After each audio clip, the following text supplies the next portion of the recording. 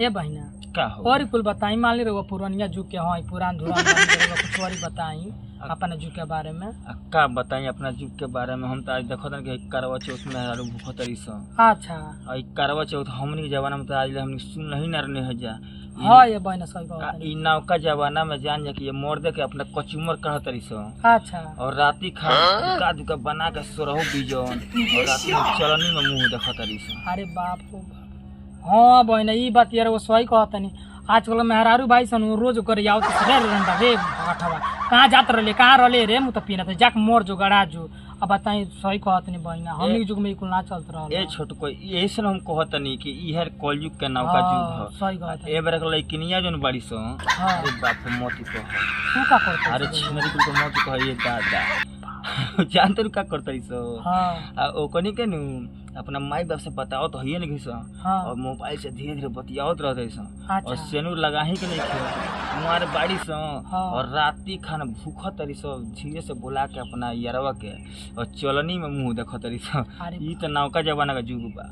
हाँ जानते नहीं बहिना ओकरा में दोष नहीं खे ई माई बाप के कुल दोष बा। माई बाप जब टाइट रहे तो ओकनी गार्डन क के ओकनी कर दे तनी का कर तरुसन। ई बताई माई बाप नहीं जाने हमरा किनिया का करतिया। तो बात सही बा का करो माई बाप का करो ओकरा पीछे पीछे घूमो। माई बाप के पूछे ना रे खइले कि ना खइले हुए तो खाई चाहे ना कोई दे हमरा पेटे में दर्द बा।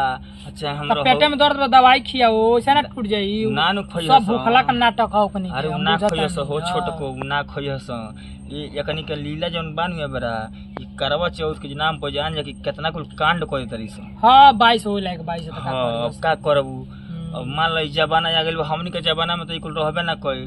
और ए बेरा हमनी के देखले बने टीवी में। अच्छा टीवी में देखले। हां हमनी के टीवी में देखम जा कि दुकान हीरोवा रहे ओकरे फिल्म में एगो आई रहे करवा चौथ। अरे बाप रे। आ ओ बेरा हमनी के खाली नमवे सुनी जे करवा चौथ होला। आ ए बेरा त मार मंग धोनी कुल। हां ये बहिना घरे जानते बहिना हम दुकान देखनी एगो दुकान फलाना बिया नु। हाँ। उमार कहते अपन मर्दा से ए राजा जी अरे वतन चलनी ले ले आम खूब बढ़िया के तन दूगो साड़ी ले ले आम फल ले ले आम दही हई मंगाओ तो हम सुबह देखनी है मार मंग धोनी कुल के कैसे पार लागल ए दादा। त का करक बा ओखनी का करक बा एक दिन दुलारे के 32 दिन गोरियाव के बोखनी के ओखनी कोनी कहला बा। तो हम कहतनी मामरी गजन बा मर्दे कुल के बेरा तो बाना हमनी के अपना मरद के भगवान के लेखा पूजत रहनी जा। आ ई कुल बाड़ी सब बाप हो बाप एगो हमरे बगलिया में बिया ये दादा। अच्छा हमरे घर ओने खुजा न। हां हां बिया बिया एथिया का माई रोज गोरियावे अपन रोज गोरियावे लेकिन उ आवेले नु हाँ। तो बड़ी मारे ले दादा। ए पहिना सुनम दुका खून ना देले खाना हां उनके बेलना से स्वागत करेले। आपको बेलना से मारे बेलना से मारे ले दादा। आयो और बेचारू है ना सूख के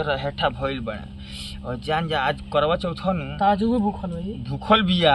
अरे बाप रे बाप। भूखल बिया जानलू भूखलो बिया। और शादी खरम देखब नु हां तो मारे हौ दुका पीठा सीठा 17 किस्म के खाना बना के अच्छा और उनका परोसी हाँ। और एको खियाई। और जब चरनी में मुंह देख ली तो ओकरा बाद फिर कुल चालू कर। अरे बाप रे बाप। हां ऐसन भाई से बहिना जाय दी ऐसन मंगधोनी बाड़ी से दादा का कहले बाड़ू। जाय दी हमनी के जुग बढ़िया रहे बहुत बढ़िया रहे हमनी के जुग। अब हमनी का करब तो बूढ़ पुरानिया हो गनी जा। हमनी के जुग में नु एगो तो बतिया बढ़ नहीं बाटे हमनी के जुग में आज भूखल बैसन हाँ। तो दिन भर आज कोनो काम धाम नहीं करी जस ना ना पाल ए बरा खाली सांस बोलना 10 के आवाज करक बता जानत नहीं का कहियसन देखत नहीं छी भूखल में उठल नहीं के हमरा से डांड में दर्द हो गइल बा। हमरे पतोहिया नहीं खे। हां आई बालू भूखल बिया।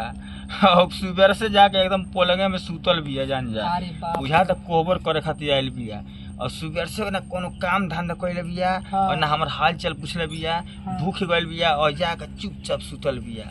अब उठी काली 4 बजे के बाद। हाँ। और उठला के बाद मारे पकवान पकाई और फिर चलनी में मुंह देखी हम का करी हाथ को जोड़ले बनी। अब ये समय बा त हमरा वैसे का करे बा आई बताई तब ओ बेरा उठ जाई ओ बेरा डांड से उठल जाई ओकरा सब ओखनी नाटक छिहत्तरा जानतरी सो। छिहत्तरा उ सब मौगी कुल के छिहत्तरा बे ये हाल बा ओकनी जानलू। हां ये कुछ बा नहीं में खाली नया फैशन करते से भातार के दुलारे खातिर खाली ओकनी से माल खींचे खातिर पोल्हावे खातिर 365 दिन में 64 दिन हुकले बानी। एक दिन पोल्हा के कोई ना फिर साल भर हुकल चल है दिखाओ दे है सूरज भगवान चंदा में उगले कि ना उगले ये दादा उगले कि ना उगले चलनी में मुंह देखता लो।